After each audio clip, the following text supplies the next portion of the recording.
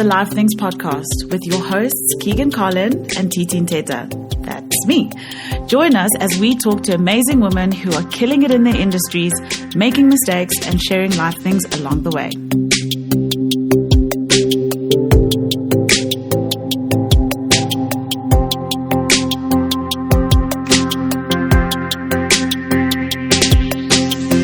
Hi, everyone. Welcome back to the Life Things podcast. Ooh, I scared myself there. I was like, hi. Hi.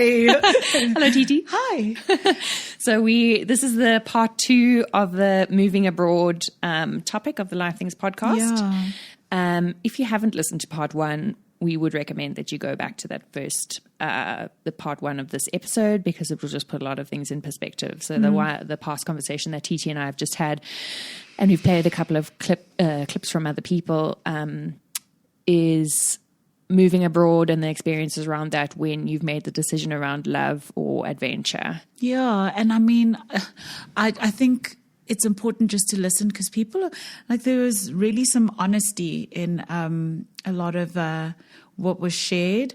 And I think if you are a person who is, I don't know, has got some sort of opportunity or has got something that's been put in front of them that's like, okay, you're nervous about it, it might be helpful to hear what other people have gone through and what they've learned. And there was some advice. You gave some advice, really good advice as well.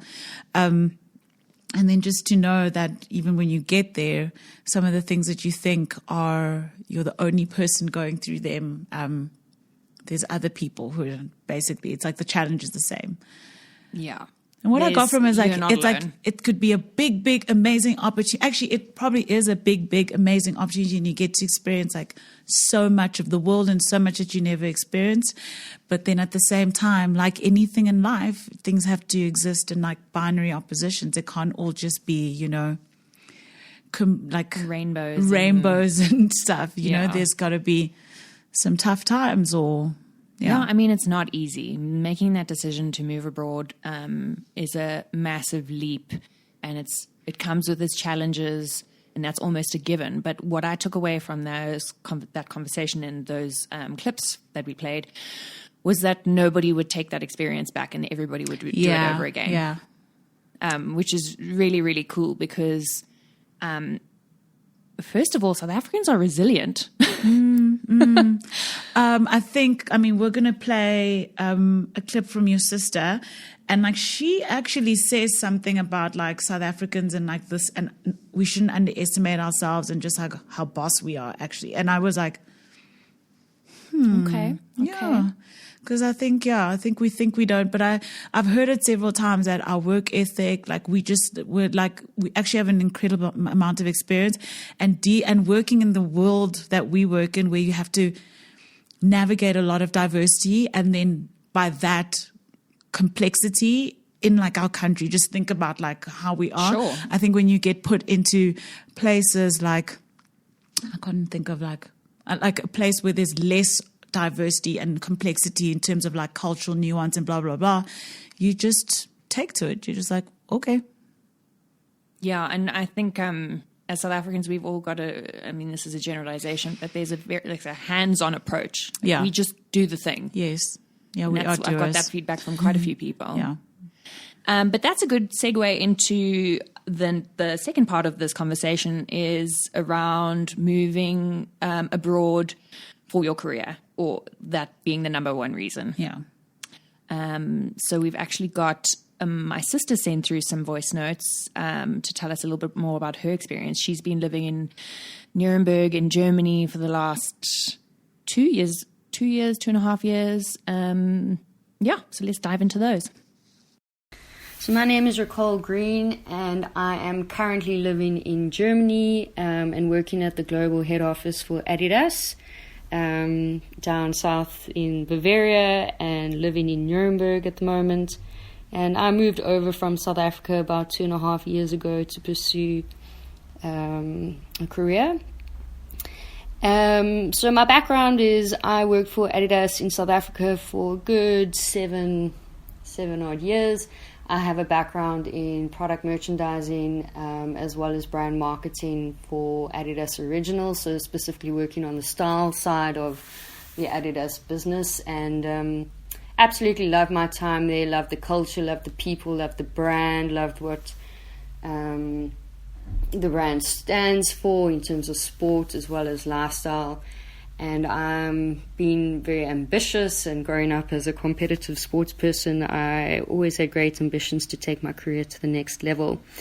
I felt that at the time I kind of reached a limit, and there was quite a flat structure in terms of growth and hierarchy within the Adidas office. So I thought, now while I'm still young and I can do it, make the move over to Germany.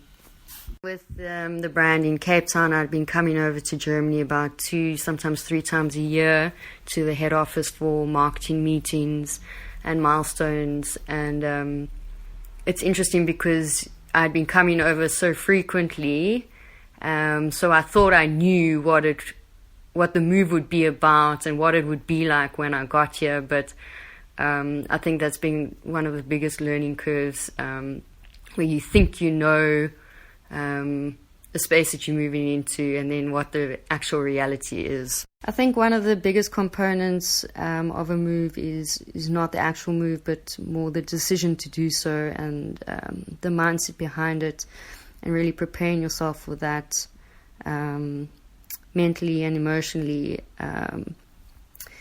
And my journey definitely didn't happen overnight. It was a decision that I made in my head a couple of years ago that I would eventually make this move to come over. And I really got the opportunity where one of the guys that I worked with in the global team, kind of indirectly, we had a relationship, a work relationship, and he offered me the opportunity to come over to do a 3-month rotation within the Adidas Originals global market management team. So I did that, which was amazing, and really took the bull by the horns and threw myself in, and then was able to land a couple of interviews while I was in Germany. And fortunately, I was offered a really nice role within the Adidas statement team. So by the time I got back from my 3-month stint, I already had the plans to be back in Germany again within 3 months. So my current role is I work for the Adidas statement team, which sits within the lifestyle component of the business. It's really the business unit that houses all of the global collaborations across fashion as well as sport.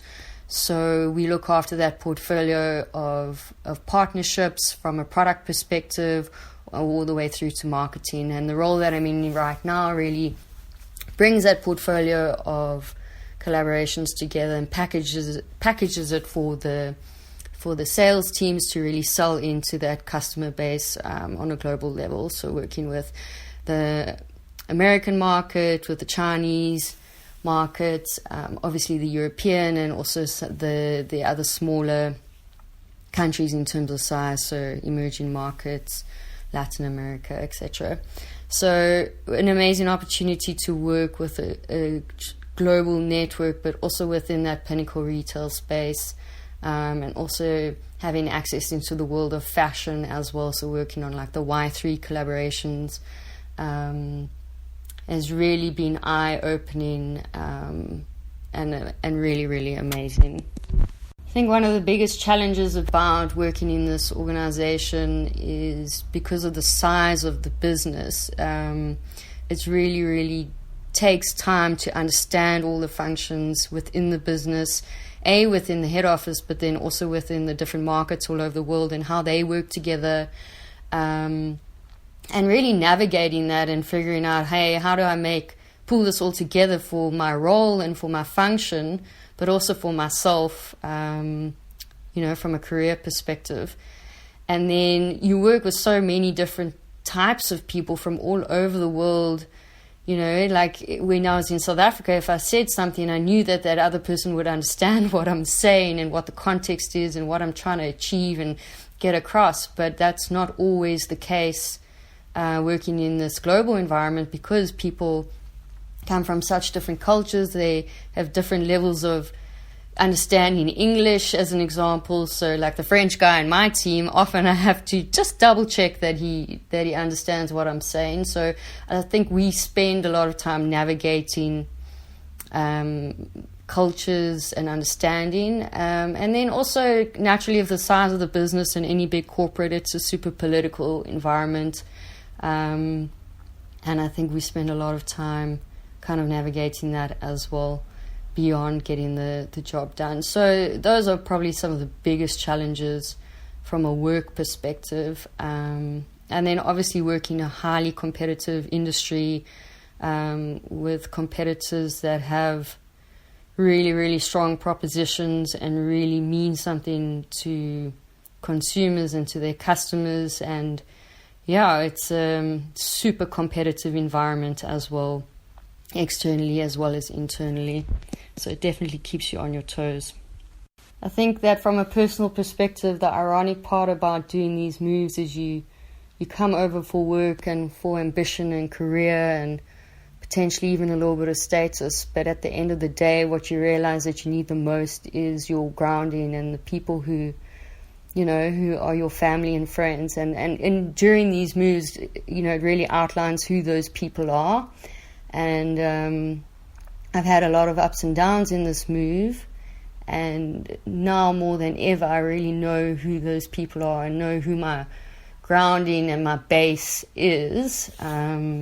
And I'm truly grateful for those people. And what that's really clarified for me is that I could do another move and I can go anywhere and I can pursue any job, but I know that I'll always be able to do that because I know who those people are who support me and get me through all of these, challenges and also opportunities.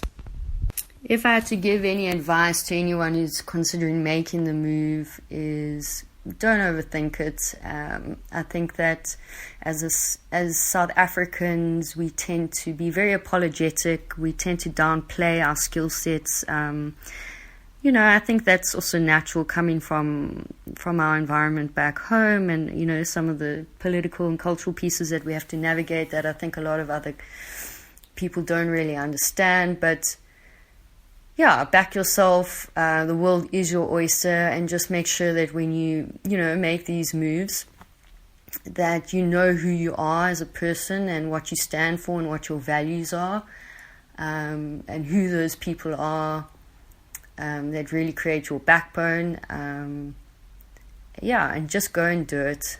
You can always come home. I love that. You can always come home. Just go and do it. You can always come home. I'm so proud of her. Really? This is the first time you listened to this. No, I'm just revisiting it now because I've listened to it again, and just makes me realize how proud I am of my sister. She's amazing. What a boss. I know, and I mean, yeah. Okay, so I'll tell you what I wrote down here. I wrote down how I admire the fact that she was just like, okay, I've been doing this for 7 years in SA. Like, there's nowhere else for me to go. I'm going to look. These glass ceilings are real. Well, no, she was just like, she moved her glass ceiling up, basically. Well, for or sure. like expanded it. And I mean, that was something that happened to me when I was like working at like Red Bull. I remember thinking, I don't know, like I feel like I want to, but I put that glass ceiling. I was like, okay, me and my local flavor must stay here and I must move it somewhere else. And I just think that's amazing to kind of not see the world in my skill set or my ability or my experience is only applicable to here. And I mean, we spoke about it a little bit at the beginning about the idea that as South Africans, I mean, we shouldn't doubt our abilities and skill sets, etc., and our ability to walk into these spaces and, be highly effective people who are like, what? Yeah, and stuff implement that like doing really is good amazing. change. She's right when she says that as South Africans, we are an apologetic nation because, I even noticed it in my corporate experience when in navigating certain situations, a lot of the time we're like, oh, yeah, sorry, or, oh, yeah, you do it, or I don't want to hurt someone's feelings or offend anyone, so you do it, or I'll take the hit, So going into that environment and being strong enough to stand up for what you believe in, and knowing that you have worth and are able to like implement real value and change into a global organization like Adidas, and like really impress some people. I think that is amazing. Honestly, I just, I mean, I've listened to it obviously, but I mean, again, listening to it like now, sitting here and trying to really extract like the stuff that kind of resonated with me. I really am, like, Ricole, I hope you're listening, but I've had moments in my life where I've literally looked at what I think I can do and thought, oh no, I can't go for that thing. It's too big. It's too global. It's too whatever. And you didn't. You were just like, okay, I'm going to go. And I'm just going to go navigate this kind of thing. So, I mean, you guys are sisters. How much do you miss her? So much. Yeah. So much, in fact, that I'm going to visit her now. We're very, very close. Yeah. We weren't that close growing up. There's 4 years between us. So when you're growing up, that's quite a big difference. Yeah. And we were quite different people growing up. I was very like fashion, boys. Ricole was very sport, goal orientated, very focused. Yeah. And so we didn't gel well in that high school era. But then growing up, she moved to Cape Town. She studied at AAA, studied marketing. And then I moved to Cape Town in my first year to study fashion. We actually stayed with each other for a little while. And that's when our relationship really, because now, you're kind of you're in the same space in life. And then eventually I started working at Adidas as well after Ricole did. I got in on an internship, and we've just been inseparable ever since. Like, we love each other so much. I mean, the reason why I'm asking is, I mean, the clips that we're going to listen to in this segment are our siblings, because our sisters have all moved in work, actually, all not found another, like literally they've moved like in the organizations that they work for. And like sometimes, I don't know, like it's, as the people who stay behind, you want to also keep them in touch. Like, you want to help them stay connected to what's happening here. But they also miss out on stuff that's happening in your life. And like big moments. And Ricole didn't say anything about those in those notes, but that 100% affects her. Yeah. And she really struggles when like family stuff is happening, like something like I'm buying a house now, and she's really struggling with not being able to be there for like those important life things. But also, like, at the end of the day, we know what our relationship is, and I'm here to support her through all of her stuff. And her journey is just as important. Like, we need to be there to support her through the hard stuff and the stuff. So that's why I'm making the effort, and I'm going over to visit, and I try and see her as much as possible. But I mean, I think it's tough for somebody like Ricole when you are so goal orientated and career focused, and you've got like big plans for yourself and really impressive things that you want to accomplish. Yeah. But then you're also so not homebound, but I know what you're saying. So like it was a thing that I picked up on, like a vibe about her, that like she is like super ambitious. Well, she described herself as ambitious, but then also like her family is like her home, like where in her heart it is that. And that's one of the things that even when I've had like things where it's like, oh, take a job in Cape Town, I've always thought, I don't want to be away so far away from my family kind of thing. And it's one of the things you have to give up. You can't. And luckily technology allows you to be more connected more often, but doesn't make up for missing Sunday. I mean, I would say that my move to Dubai was easier purely because I had Greg, and we could bounce off of each other. So when you're doing it alone, it just amplifies the difficulty so much more. And I think other people forget that. Like, you don't have anyone else to rely on. You're literally relying on yourself and your mental capacity to pull yourself forward and be like, you can do this. Yeah. Where, I mean, sometimes we're all good at doing that, but other times it's just so hard. Yeah. Yeah. This is like our sister session. Yeah, I love this. The next clip we're going to play is from my sister Zarina. She's moved twice. Oh, wow. But I'll let her tell her story.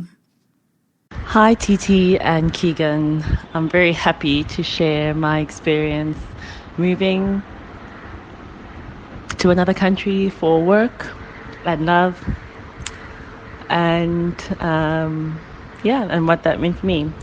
So I've left the country twice, South Africa, and the first time was to move to Georgia in Eastern Europe and to Senegal.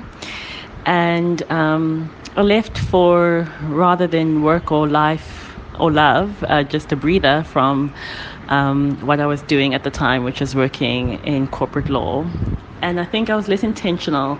I was younger, I was in my early 20s, and it was sort of the typical, backpacking, free-spirited experience where I wasn't really trying to cultivate anything intentionally. But what I did come away with was a new skill. I learned how to surf. Very basic French. A stronger sense of independence, and then also a very defined idea of what I wanted to do, which is to work in development in the global south. And I don't think I would have gotten such a sharp idea of what I wanted to do if I had kind of just gone on this very linear corporate law path in Sandton.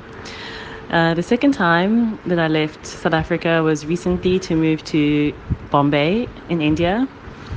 And the reasons are many, but I was very much drawn to being in this country for reasons in my heart and mind.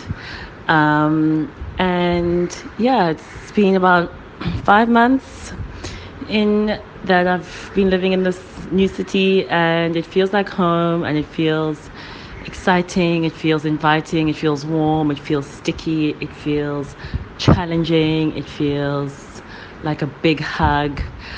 Just last night I went to watch Aziz Ansari at the National Centre of Performing Arts, so kind of their national theatre, and it's beautiful and an architectural splendour.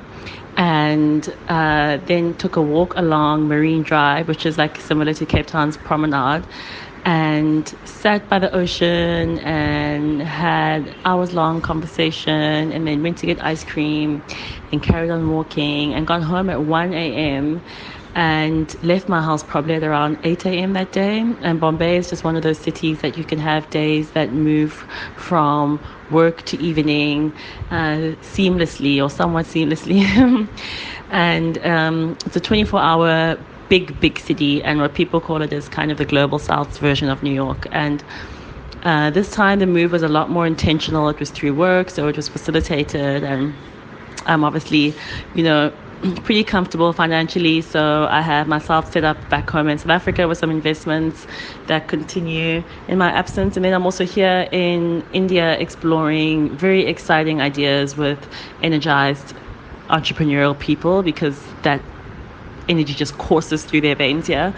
And I'm working in a company that is teaching me so much about a region, not just India, which is a continent, but Southeast Asia, which is like more east. A region I didn't know anything about, but is so important to the world's direction going forward. So I couldn't want anything more right now. I'm so happy.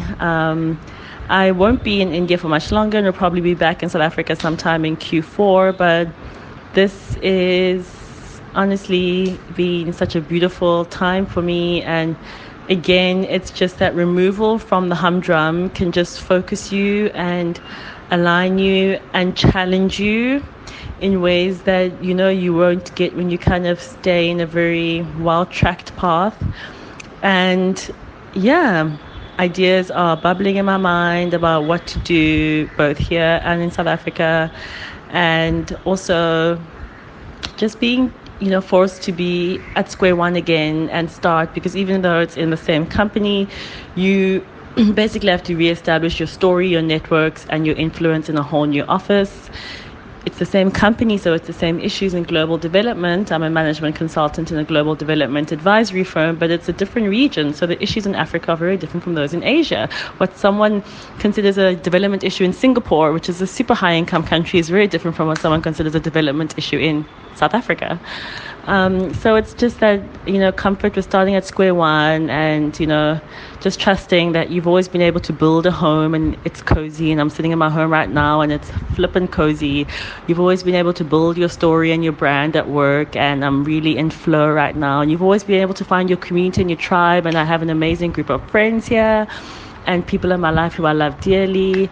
And I don't have the problem of too little to do on the weekends. I have the problem of too much. So it's just trusting in yourself when you make these transitions. And that's all from my side. Happiness and love. Your sister sounds like the warmest person. She is. She sounds like a big hug. She's super zen. She loves yoga. She's that kind of person. Amazing. She's that person. You could just hear Mumbai. Well, yeah, you could hear the city around her. Yeah.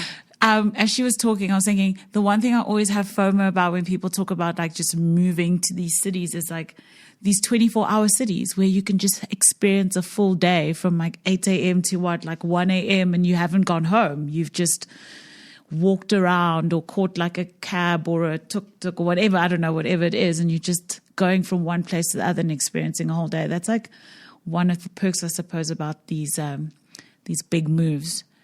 Yeah, and it just takes you into a place that you're just not accustomed to. Yeah. Like in Dubai, the area that Greg and I lived in, it was called City Walk, and it was kind of, it had quite like a fancy mall attached to it. So like all the, like we couldn't shop the mall. It was like Bulgari and Karl Lagerfeld shops and just so many amazing stores. But this is where all of the local Emiratis, younger people, would come to meet each other. So often Greg and I would be the only white people in the whole area, especially when it was like weekends, or like Thursday nights. And Greg and I used to walk every single night for like hours, just because we didn't want to stay we didn't just want to sit in the apartment. So we just used to walk around and just experience it. And it was amazing because we didn't feel unsafe once. Yeah. Well, that's an interesting other thing that is like just interesting to talk about, the idea of walking places, not feeling unsafe. I mean, but like more the walking places. I know every time I've gone somewhere and I've been on a 3-week holiday and all I've done is walk around, I hate getting back into my car and driving. So do I. I mean, I don't think we realize as a nation the subconscious and subliminal stress that we carry every day. Like driving from place to place. Safety. Well, so being aware in your car, not to stop too close to the next car. So if something happens, you have space to move forward. Yeah. Making sure that your stuff's not visible in the car. Even just walking around. True. We are super aware. I've never been mugged once, and people is like, when I go overseas to places, they're like, this place is unsafe. I'm like, you guys don't know. You don't know. You don't know what you're talking about. In that saying that though, I don't want to say stupid stuff like South Africa is so unsafe. Yeah. You just have to be aware. You just have to actually, but like everywhere, to be honest, because there's areas in New York where like my friends are like, if you just walk 2 blocks down there, shit's going to pop off. So, it's everywhere. It's just, for me, it's actually more the walking part of it and just the freedom, the idea that you don't have to, it's not such a planned thing the whole time to go somewhere. You literally can just walk somewhere and walk to the next place and get on the train and go to this other place and do, Like I was thinking about it the other day. I don't do any outdoor activities in Joburg. No, yeah. Greg and I started playing golf the other day for this reason. And now I'm like, did I ever think I was going to be a golf person? And I've purely done it just from a lifestyle perspective because I want to be outside. I want to be able to walk. I want to go and I don't run on the roads here. I go to my gym and there's a track on the inside. And you run around on the track on the inside. Oh my gosh. Actually. Anyway, so going back to your sister, don't you love the corporate lingo? that she and Nicole have. They're so She's corporate. like, I'm going to be back in South Africa in Q4. I know. I was like, this is a casual interview. Calm down. I love that. No, I did think that was actually really funny. But what I also kind of was, what interested me was the idea, like even when she spoke about, I actually remember when she said she's going to go to Georgia. Firstly, we were all like, do you mean Georgia, Atlanta? And she's like, That's no. what I thought. Where is No. Georgia? Georgia is somewhere near Russia. Oh, this is bad. This is bad. I don't remember this. But yeah, it's not Georgia. It's not Atlanta, Georgia, people. It's okay. It's like near Russia, near yeah. Okay, what's In the east. This is terrible. I didn't do geography, so literally you guys can't it's come. not a strong point. You guys cannot come for me. But yeah, she went to go teach English there and was like in these like little towns and whatever. And we were all just like, this chick left like a real law firm to do this. And we're just like, what are you doing? And then when she was like, I'm going to go learn how to surf in Senegal, we're just like, what? The whole family's just What going. do you mean? Going, How? Serena. What are you doing? But I mean, it's, I suppose retrospectively, like you can get so much out of everything that happens. Cause she is right. I would never, if I think about that girl who was at that law firm, who was wearing like pencil skirts and blouses and like that person, and who she is now working in development work, whatever, I think the journey would have been longer for her to get where she is now if she hadn't done all of that stuff. Sure. Which is just like, I suppose also one of those things that about like taking a plunge and just taking another route, like a little detour, so to speak. And I guess her making those decisions puts things like what she wants out of her life in perspective, because it just doesn't sound like, although, wait, she's gone back into law, right? No, she works as in management consulting. Okay, so Yeah. she actually left law completely. She's not, yeah. She Yes. clearly just didn't want to be in law. Well, I mean, have an argument with her, and we could debate that. Evidence presented in front of me tells me some facts. Yeah, but I mean, it's just, I think the other thing that was quite interesting here was the idea of like reestablishing yourself in like a working environment. Yeah. And like Nicole spoke about it a little bit, about the idea that like, you know, now she's at this big global Adidas office, and like you kind of have to learn a new way of like, or not new way, but like it's same but different kind of thing. And I just found that like an interesting thing that I don't think people talk enough about how, yes, you can always make that move internally in terms of like one company, but it doesn't change the fact that when you get there, in some ways you're sort of starting from like scratch. In many ways, you're starting from scratch. Yeah. And it's something that we forget is that you have to get your coworkers to trust you and believe in your capability, and that takes time. So it's not like an overnight thing where you can just slip into a new role and go, hey, everybody, and everybody's just going to be, you know, cool. I always wonder if you like walk into that position and you're like a boss, maybe you've got like 4 or 5 people that you're managing. Like that challenge must be quite interesting. I went to a talk once where there's a lady who she'd done a bunch of different career moves, but I just remember this part of it because she had moved to a whole other country. She's from America, moved to a whole other country, and then had a whole bunch of, in like a senior sort of like executive position. And she just was managing a bunch of people. And then I just remember her going, that's when I learned that like, my leadership is not necessarily about what I can do myself, because in that specific environment, I literally knew the least. Sure. So it's like probably the same thing. Like you move to, and that's where, I mean, I've never been a manager, but I would imagine that in that space, you can't do the power play thing, and you can't try and just automatically prove things to people. You actually have to be vulnerable with your employees in order for them to trust you as a leader. Exactly. Because Because otherwise, how are you going to forge any type of relationship with anybody when you are trying to assert yourself as a dominant in that role? Like, and you literally don't know. It needs. You don't know how to order your own food because it's in a different language or whatever. I'm your manager, but please help me with Uber Eats. I don't know what this says. Oh my gosh, yeah. So, I mean, this is. I'm like these girls that we're related to, very like ambitious risk takers who Super are just ambitious. major leaning into life, actually, like proper lean in vibes. Yeah. Okay, so the last clip that we're going to be playing is from my sister. Your other sister. These girls don't want to come home. Like legitimately don't want to come home.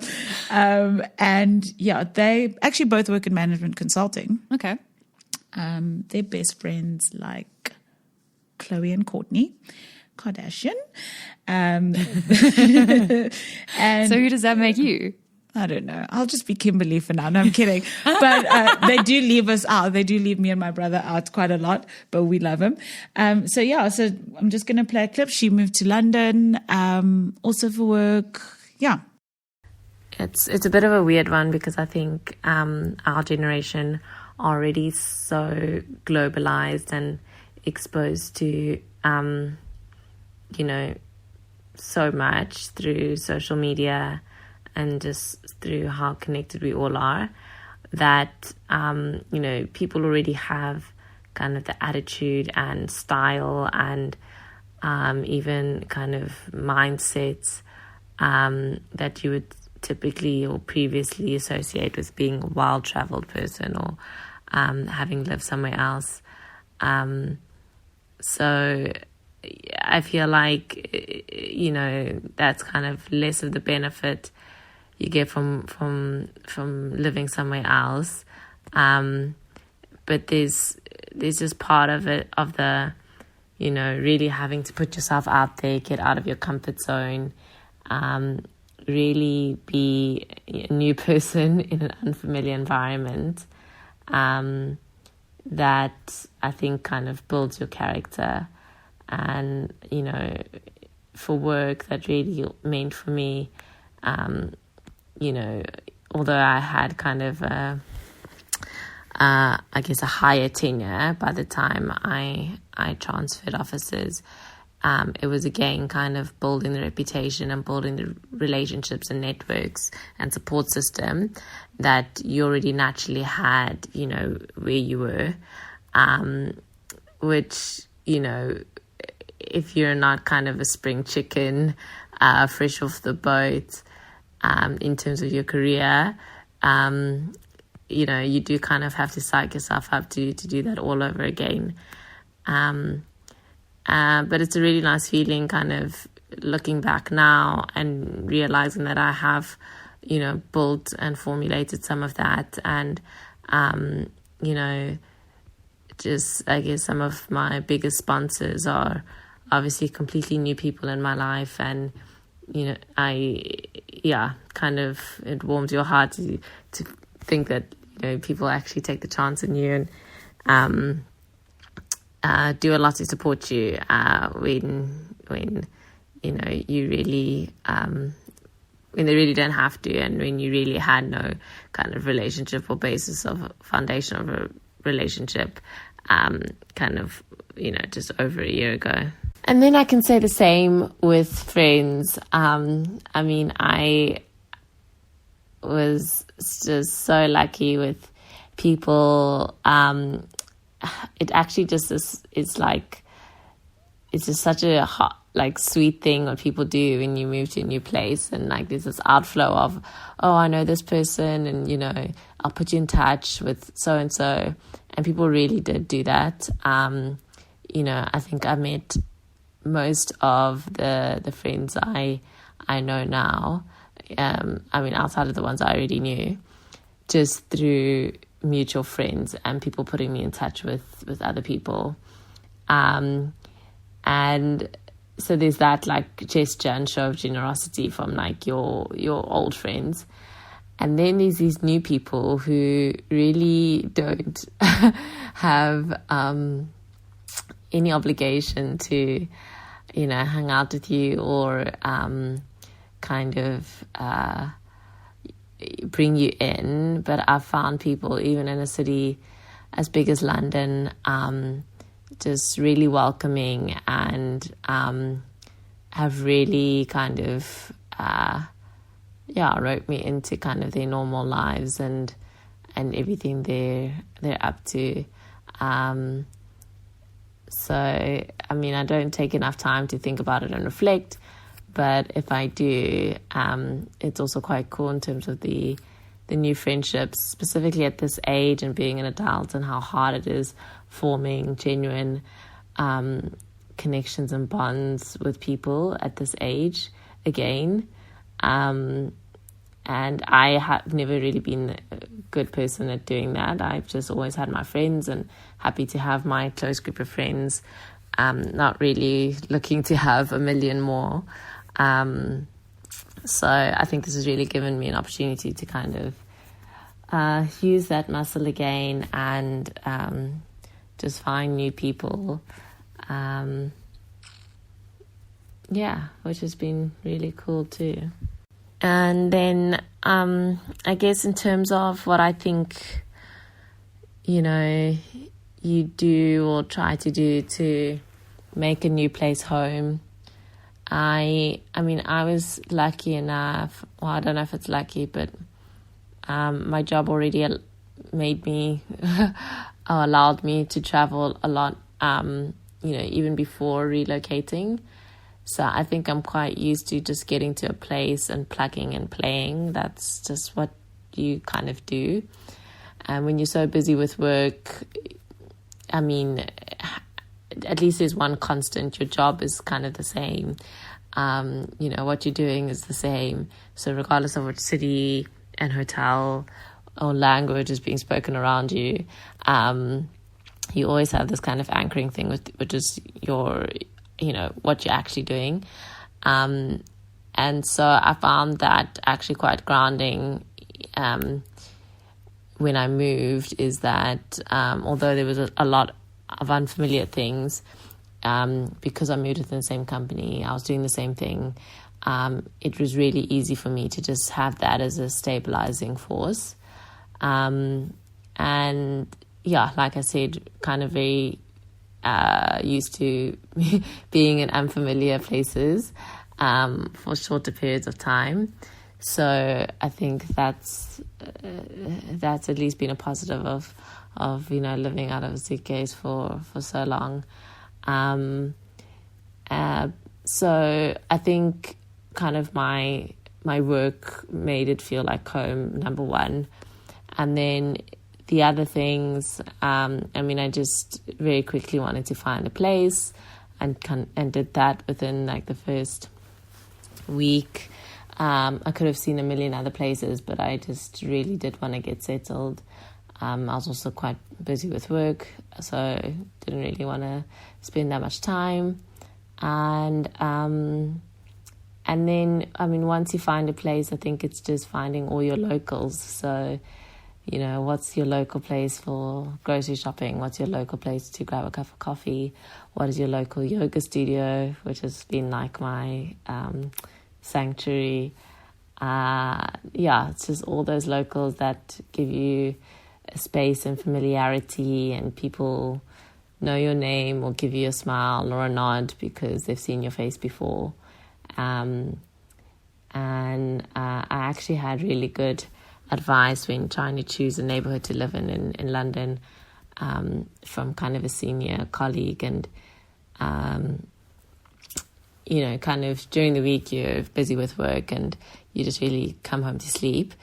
But because I was thinking, should I stay close to the office? Should I be in this area? Should I look for something that's more like very reasonable and affordable? And she just said, you should live in a place that you're just happy to wake up there on a Saturday morning. And I think that's true, because if if you only really have your weekends to do stuff that is for you, you really want to wake up and roll out of bed and just walk around in your neighborhood and enjoy, you know, the vibes, the people, you know, what your neighborhood has to offer, without having to maybe have to travel out to find that kind of amusement or enjoyment. And I really do that. There are just a lot of weekends, specifically Sundays, where it's like, you know, going to a class and then just walking around my neighborhood. So yeah, I would give that advice to people too, is, you know, when looking for a place to stay, ideally it's somewhere that when you wake up on a Saturday, you're just happy to be there. I think that's pretty good advice just for general I love life. that advice. Like, not just if you move abroad, but like just in general. Or maybe even if you just maybe double click into it, it's like I've been spending a lot of time trying to make my home a place that I want to spend my weekends in. Because yes, you're so busy during the week. Don't you just want to like wake up and enjoy your immediate environment?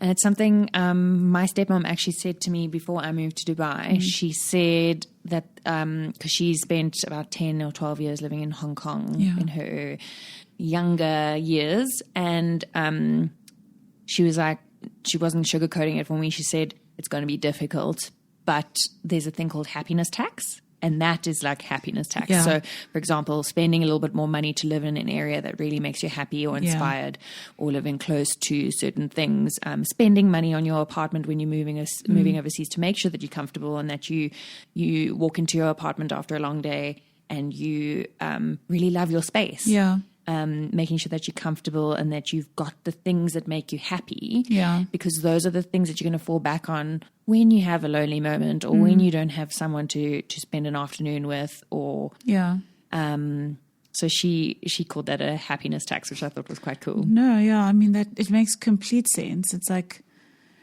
yeah, you want to make sure that in that downtime, or no, like you said, when you're having a bit of a downer, there's, I don't know, at least you're doing it in a comfortable place. Yeah, and that you've got some at things least you can walk that to yoga or whatever. yoga or whatever. So that I actually think that really is legitimately just good advice for just in general in your life. I think we're also busy all the time during the week, just grinding. Like, if you have the capacity to do it, live in an area you want to live in, or make your home like a place that you want to like kind of wake up and de-stress from, I think. Again, the making friends thing comes up. Yeah.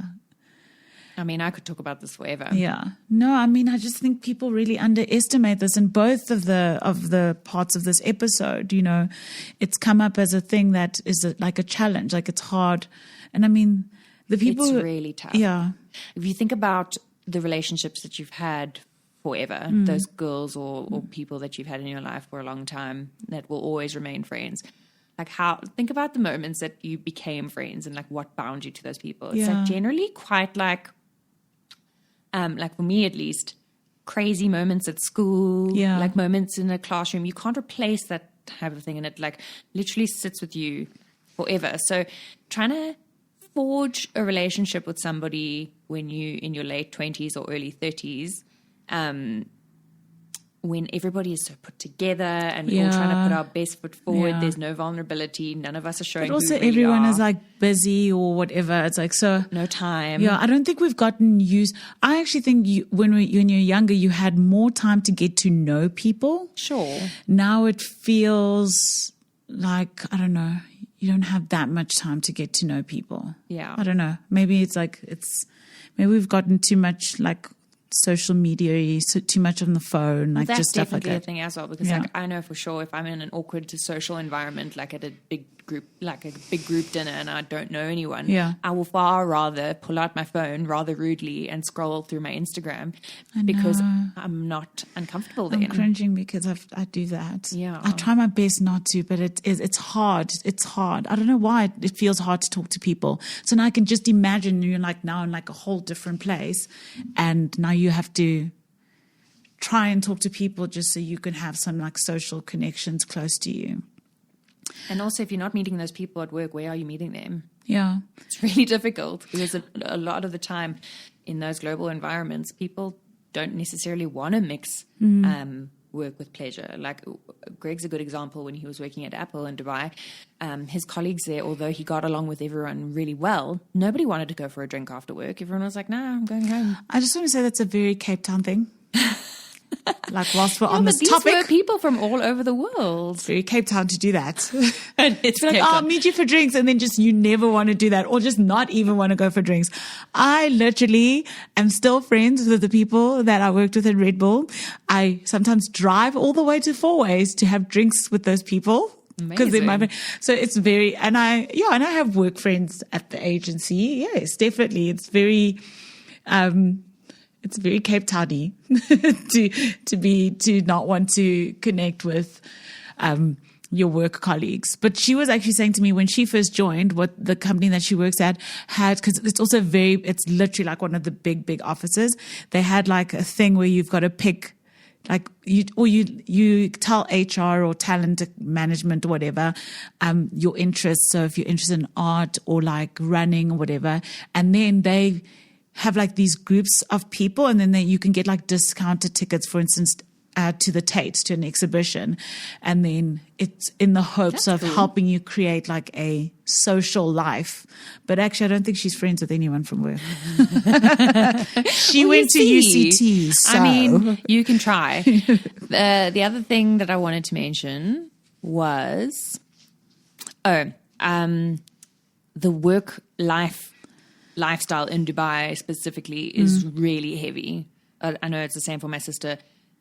In Germany, they have labor laws that protect you. So the amount of time that you work overtime, you get that back in leave. Oh, wow. That's amazing. Yeah, amazing. So Raquel's always got leave, and that's why when I'm going to visit her, we're going to Malta, which is ridiculous.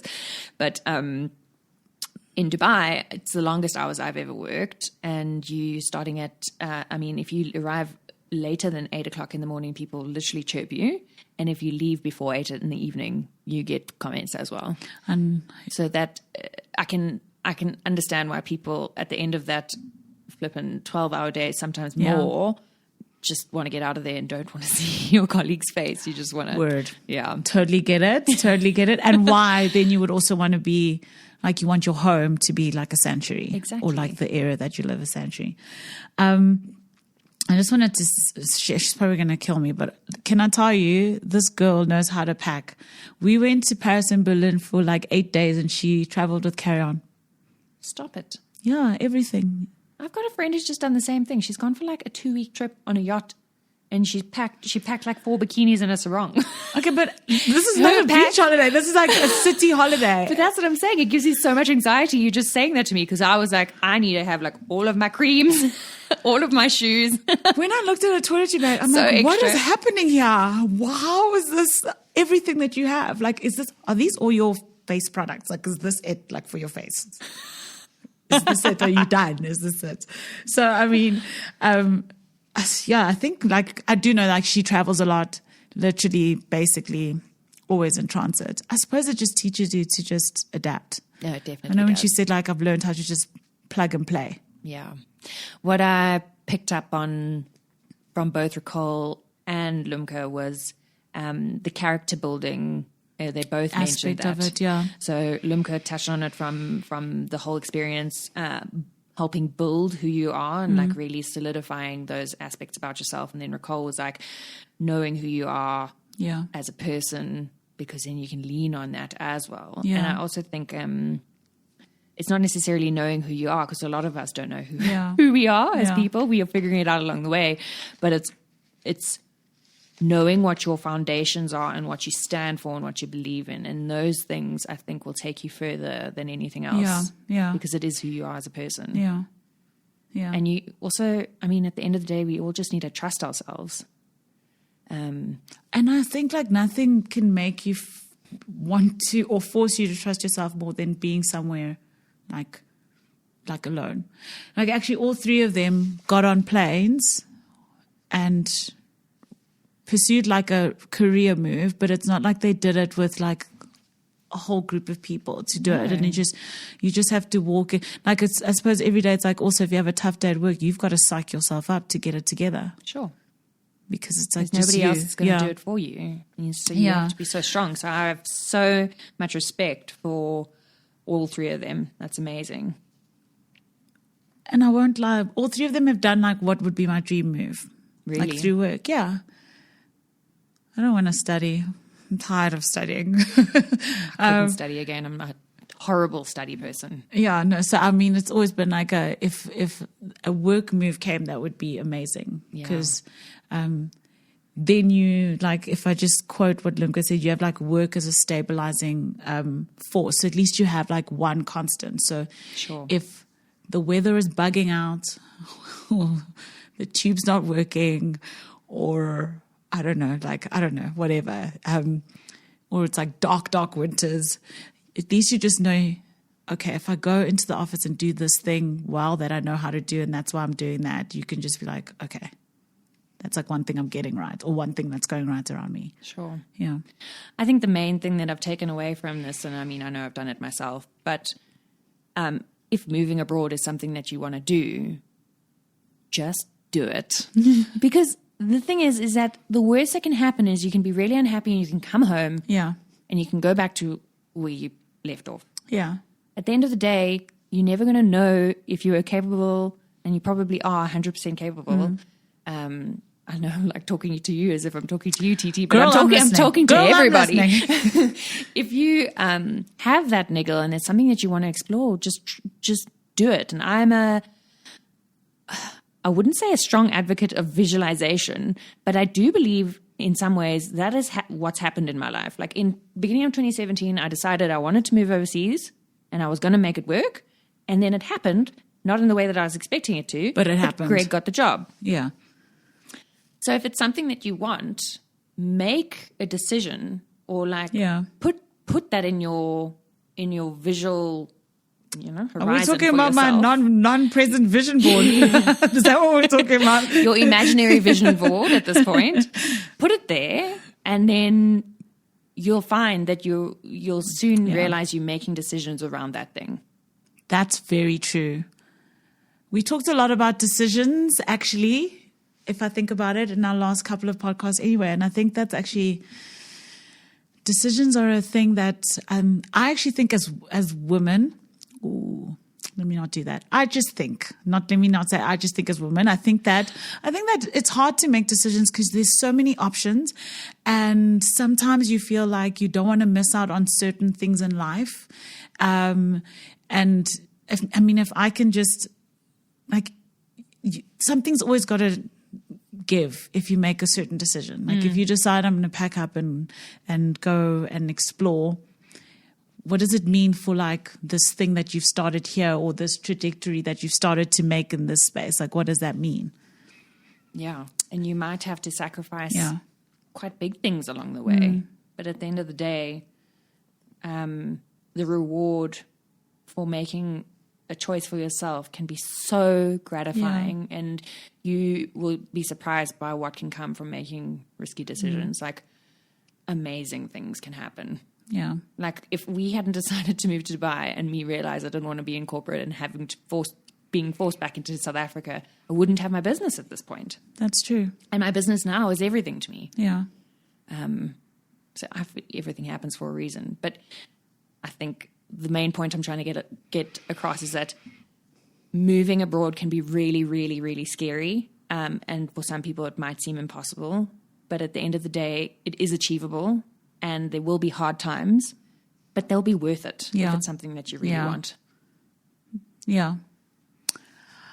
This was fun. I really enjoyed this. I'm really excited to go into all the lists of ideas that we have from other people and like this was like our first like super like really nicely planned kind of I mean, we do plan I must say, props to Thithi. You handled this like a boss. This was Thithi's episode, and she did it. Producer. That's what you can put there. No, but this is really exciting to do because the interviews have been amazing. We've been very lucky. We've gotten so amazing interviews for our first 5 episodes. But it is nice to have conversations about topics and things that are just that other people are thinking about and that you just debate over a table. So I really hope that you guys enjoyed this. This has been fun. Yeah, and also through this process, getting to know both Thithi and I a little bit better. Obviously, in the interviews, we try and give a bit of ourselves, but it's not about us in those spaces. So this is a space where you guys can get to know us a little bit better and our experiences. And obviously, we never want to push anything onto anybody, but these are just, we're just talking about things that we know. Yeah. And we try to do it with as many perspectives as possible, which is what is so important for us to have all of these different stories, which all netted out in just do it. If it doesn't work out, you can come back, or like Sarah, you can stay for 12 years. And nobody, like you said, nobody seemed to be like, I hate South Africa, I want to leave. It was just like, here's this opportunity for me to grow and stretch myself. I'm just going to do it. And there seems to be no regrets in all of the stories. There's challenges, but even in describing the challenges, everybody was could inversely give a thing that they learned out of it that's made them a better person. Yeah. Sure. Which is, I suppose, what life's about. Yeah. Cool. Well, thank you, Thithi. I think that's all we got time for. Oh, yeah, I think so. Until next time. Yes.